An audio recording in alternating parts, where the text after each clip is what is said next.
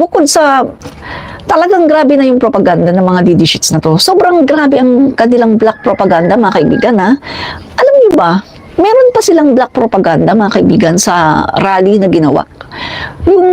Yung rally na nangyari, mga kaibigan, ha? Yung pinuntahan namin sa People Power Monument, yung inorganize ng mga magdalo, ng mga progresibo na mga grupo. So, may nalaman kami, mga kaibigan, na meron silang ginawang kalokohan. Ito mga DD sheets na to. Ito, pinost ko nga kahapon no? Nag-post ako kahapon. So, babasahin ko yung post ko, ha? Ito yung mga kaibigan, no? Ito. Sino itong DD sheet na nag-recruit? Ito, ha? Nag-recruit para daw sa impeach Sara rally sa People Power Monument, ha? So, merong isang DD sheet, mga kaibigan, na nag-recruit na para daw sa Sara impeach rally at gagawin daw sa People Power Monument. Oh, guys, alam niyo naman, di ba, kung ano ang rally sa People Power Monument? Ang rally po sa People Power Monument, mga kaibigan, ay para nga dito sa impeach Sara Duterte, para mapa-impeach na si Sara. So, magtataka ka, bakit siya nag-recruit? Bakit siya nag-recruit ng mga tao para sa People Power Monument na alam naman niya na yung rally sa People Power Monument ay tungkol sa impeach Sara Duterte? Doon, tanungin na natin, di magtataka ka, bakit ganun? So, mga kaibigan, ang nangyari ganito, nang dumating ang mga ni-recruit sa rally, no? Kasi yung DD sheet na to, meron siyang kinausap na tao. At yung taong yun, meron siyang hawak na mga tao din, no? So, yung taong ito ay isang leader at kayang-kaya niyang mag-recruit ng mga tao. Meron siyang convincing power kasi nga leader siya, eh. So, yun yung kinausap ng DD sheet, no? Na mag-recruit daw ng mga tao, dalhin daw sa People Power Monument kasi meron daw impeach rally Sara Duterte, no? So, ganito nga nangyari, mga kaibigan. Nung dumating na ang mga ni-recruit, no? Ayan, no? Pinost ko kahapon, no? Babasahin ko na lang, no? Nung dumating na yung mga ni-recruit, mga kaibigan, sa rally, hindi na nagpakita yung DD sheet na to. So, ang nangyari, nais lang pala niyang siraan ang mga organizers ng rally para sabihin na nag-recruit di umano at hindi nagbayad. Kaso, mga kaibigan, ang problema, ito ang problema. Umasa ngayon ang mga ni-recruit na babayaran sila pero hindi na nagpakita ang DD sheet. Dahil sinadya pala niyang gawin ito para siraan ang rally. Napakawalang hiya, di ba? Napakawalang hiya talaga ng mga DD sheets, ng mga utak di monyo. Grabe, di ba? Kaya pala may mga napapabalitang mga nagrereklamo na hindi binayaran ng recruiter. Modus operandi talaga ng mga DD sheets. Ang problema, yung kinausap niyang tao na pinag-recruit niya, yun ang sinisingil ngayon ng mga tao na pumunta sa rally, no?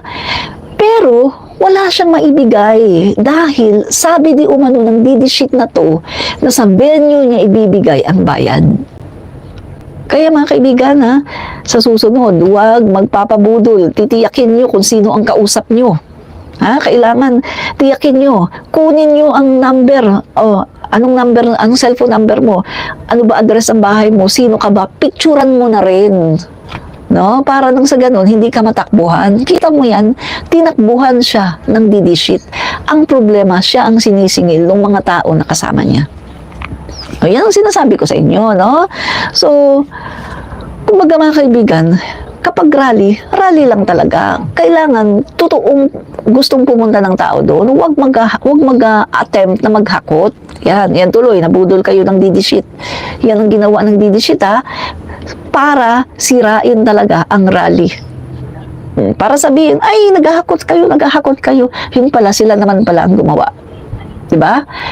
Kaya naman pala, mga kaibigan, nagtataka ako, nung nasa rally na kami, mayroong malaking tarpaulin na inaatake si President BBM. Ay, ang napag-usapan, mga kaibigan, dun sa rally na yun, impeach Sara Duterte lang. Nagtataka ako, bakit may ganyan? Ang laki pa ng tarpaulin nila. Yung pala, ito yata yung agenda ng DD sheet na yun, na magdala ng tarpaulin na anti-Marcos. So, nangyari, mga kaibigan, pinaalis din sila. At hindi sila pinayagan na yung tarpaulin nila, ibulat-lat nilang pag ganon, no? Nakuha nilang ibulat-lat ng ganon, napicturan pa nga ng, ng mga media na ibalita pa nga pero pinaalis sila mga kababayan kasi yung rally na yon sa umaga ng alas 9, no, sa People Power Monument ay para lang talaga sa impeach Sara Duterte. So sinabihan sila kung gusto nyong kung gusto nyong banatan si President Marcos, doon kayo sa rally mamaya sa EDSA Shrine. Kasi doon, mga anti-Marcos nandun. Di ba? Ganyan po ang nangyari, mga kaibigan. No? Ganyan po ang nangyari.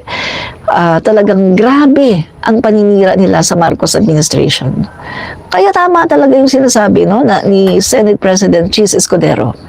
Mas lalala pa ito. Mas lalala pa ang kanilang paninira dahil malapit na ang eleksyon. Kaya po mga kaibigan, patuloy po ang paninira ng kampo ng Duterte sa Marcos administration. Sabi ko nga sa inyo, ang ginagawa lang naman ng mga Marcos supporters, katulad ko, no, mga Marcos supporters, mga vloggers, ang ginagawa lang naman namin ay depensahan ang ating gobyerno. Depensahan ang Pangulo. Debunking. Nagdi-debunk lang kami. Never kaming umatake. Never niyong makikita ang mga loyalista, ang mga Marcos supporters na umatake. Kahit sino pa ang kalaban namin, never kaming umatake. Nung panahon na mga Aquinos, mga Dilawan, never kaming umatake. Taga-ano lang kami, taga-defense, no? Taga-debunk lang kami ng mga issues. Never kaming umatake. Never kaming nanirang puri sa mga Duterte. Never kaming nanirang puri sa mga Aquinos. Hindi gawain ng mga Marcos loyalists, Marcos supporters ang paninira dahil tulad sa gusto ng ating Pangulo, no? Walang paninirang puri. Ayaw namin ng naninira. Kami lang dito ay taga-depensa. Yan lang yan ang ginagawa namin. Walang paninira kundi pagdepensa at pagdidebunk, pagtatama ng mga mali na pinapakalat ng mga DD sheets. Yan lang po yan, mga kaibigan, no? So ngayon guys, alam nyo na, ha? Huwag kayong magpapabudol, huwag kayong magpapaniwala sa mga DD sheets na nag-aaway daw si Speaker Martin Romualdez at saka nag-aaway daw si PBBM. Remember? Yung pinakalat din nila noon, nag-aaway na daw si PBBM, si Assistant to the President, Lagdameo, kasi nag-aaway na daw. Nag-aaway? Nag-aaway ba? Kaya pala palaging magkasama? Di ba? Yung mga fake news nyo, ayusin nyo, ha? Ayusin nyo. No? Grabe. Talaga naman. Pagiging inutil ng mga walang hiyang to, no? Inutil talaga.